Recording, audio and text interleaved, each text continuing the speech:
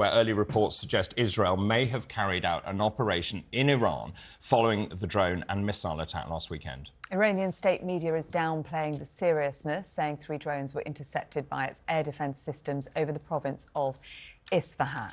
Well, we're joined in studio by TalkTV's political correspondent Alicia Fitzgerald. Good morning to you, Alicia. What do we know so far? The reports are ongoing that are coming out. We talked about the fact that Israel was warned not to respond to this, and of course it looks like there was some kind of response. But again, it depends which news agency you're listening to. It does, and that's a very difficult situation to be in, where you don't really know where to look to get the actual true and correct information. But what's interesting is obviously we know that both David Cameron, Rishi Sunak and Joe Biden all were urging Netanyahu over the weekend to control the retaliation. So they said, you know, you have your right to defend yourself, you have every right to condemn what happened over the last weekend with Iran, but you need to make sure that you don't risk inflating this conflict further. And what it seems happened here is that the response was actually quite controlled. No one is saying so far that it seems to be a huge escalation of the conflicts, but there definitely was some level of retaliation from Israel. And coming after Netanyahu appearing to give David Cameron a bit of a snub and saying that Israel will make its own decisions. Thank you very much, effectively. I think this all plays into this big question that the public have about how much of an impact other countries really have on this conflict. Lots of people find it quite difficult when they hear maybe Rishi Sunak or Biden or any of these big leaders of other countries come forward and kind of share their thoughts on what's happening in the Middle East, because lots of people say realistically Netanyahu or Hamas are not really going to listen to Rishi Sunak in the UK, to Keir Starmer, even to Joe Biden, who arguably has more sway in these situations. How much of an impact does that really have? And I think what we saw with this attack is that really not very much. I mean, Benjamin Netanyahu really can just do what he wants to do here.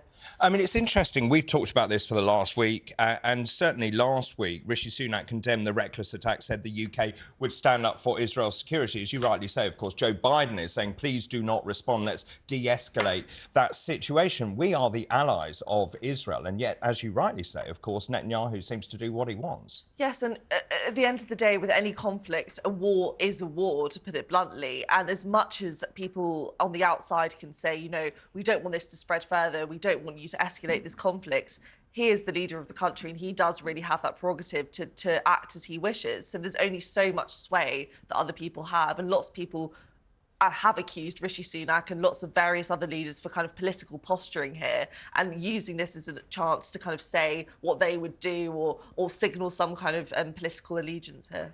Just one more development on this. An Iranian space agency official has taken to X to give an update on this. Hussein Dalarian has written, there's been no air attack from outside borders to Isfahan or other parts of the country. He said Israel had only made a failed and humiliating attempt to fly quadcopters, drones, and the quadcopters have also been shot down. Iranian state media also reporting the same, saying that the air defence systems were activated. I mean, as in all of these situations, we get this propaganda war, don't we, as well, where both sides are wanting to save face, and Iran does not want to look like it's been targeted. No, and no one really wants to admit how much military action has been taken, because realistically, any escalation is an escalation, and any retaliation to an attack is going to make the conflict bigger and wider and bring more countries into it. So, of course, everyone on all sides is definitely going to try and have some level of damage control and downplay what's really going on.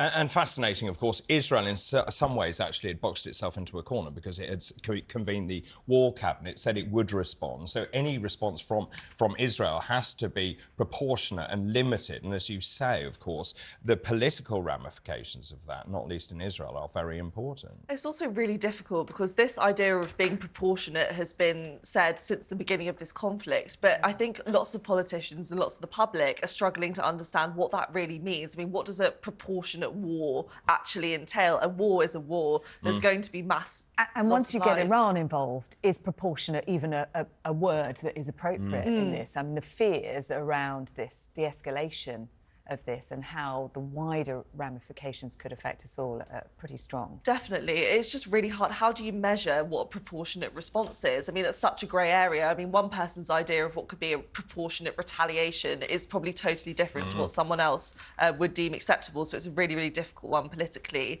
and something that I'm sure Netanyahu will come under scrutiny for in the coming weeks, definitely here and probably all over the world.